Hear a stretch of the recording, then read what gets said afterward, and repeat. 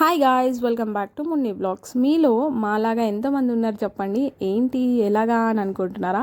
ఏం లేదండి, మేమైతే ఊర్లోకి వెళ్తే అస్సలు ఒక్క డే కూడా టైం వేస్ట్ చేయం. ఊరికి వెళ్ళింది ఒక్కదానికైతే మేము ఇంకా వేరే వేరే పనులన్నీ చేసుకొని వస్తాం అనమాట. అట్లా మేము ఆ రోజు గంగా స్నానానికి వెళ్ళాం. యాక్చువల్లీ నిన్ననే ప్లానింగ్ ఉండే, బట్ నిన్న ఫ్లాప్ అయిపోయింది. అందరూ లేవక, అంటే ఒకరు కోఆపరేట్ చేస్తే ఒకరు కోఆపరేట్ చేయరు అనమాట. అట్లా అవుతుంది, లేజినెస్కి టయర్డ్ అయ్యి కొంతమంది ఎండలకు భయపడి అట్లా అయింది నిన్న. సో బట్ ఈరోజు మాత్రం మార్నింగ్ లేవగానే 6 o'clockకే లేపి అందరినీ రెడీ చేసింది మా పెద్దక్క. గంగా స్నానంకి వెళ్దామని చెప్పేసి.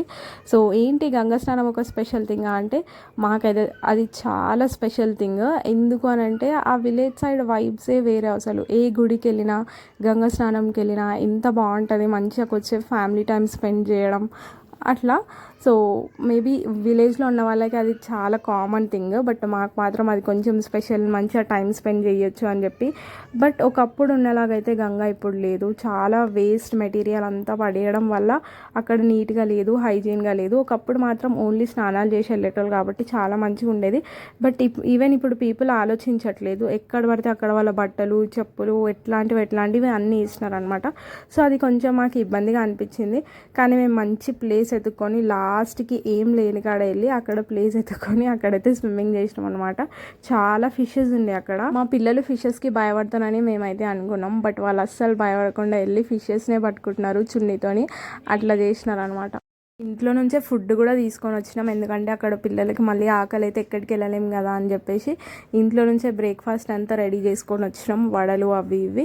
ఇంకా మా వాళ్ళు అయితే మంచిగా వాటర్లో దిగినారనమాట. ఇవి ఫ్రెష్ వాటర్ వస్తున్నాయి, అందుకని చెప్పేసి ఈ ప్లేస్ ఎంచుకున్నారు వాళ్ళు.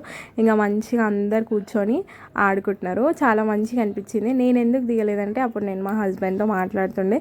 సో అతను చేసిన కొంచెం టైంలో నేను ఆ టైం తనకే ఇవ్వాలని అనుకుంటా. సో అందుకని చెప్పేసి ఇంకా నేనైతే వీడియో కాల్ మాట్లాడుతుండే. వాళ్ళ ఆ గ్యాప్లో మంచిగా ఎంజాయ్ చేస్తున్నాయి. ఇంకా దాని తర్వాత నేను ఊరుకుంటున్నా, నేను కూడా వెళ్ళిపోయినా అనమాట వాటర్లోకి. ఇంక వెళ్ళిన తర్వాత మంచిగా వాటర్ ఒకరి మీద ఒకరు పోసుకోవడం, ఫిషెస్ని బట్టి ఒకరి మీద ఒకరు వేయడం, ఇట్లా అన్నీ చేసినారు. చూడండి ఎన్ని ఫిషెస్. అసలు మా మమ్మీ కొంగులో చాలా ఫిషెస్ వచ్చేసినాయి. మా బావ వాళ్ళు స్విమ్మింగ్ చేయకుండా, వాటర్లో ఆడకుండా పప్పు ఇంకా బావ ఇద్దరు వెళ్ళి ఫిషెస్ని పట్టుకొని వస్తున్నారు అనమాట. చూడండి వాటర్లో ఎంత బాగా కనిపిస్తుంది నా మహింది. అందుకని చెప్పి ఈ యొక్క చిన్న క్లిప్. ఇంకా మంచిగా స్నానాలు చేసి మేము అక్కడనే బ్రేక్ఫాస్ట్ కూడా చేసేసి ఒక సైడ్కి ఇంకా అందరం కలిసి మళ్ళీ ఇంటికి వెళ్ళిపోయినాం అనమాట. అంతే ఈ వీడియో. Bye bye.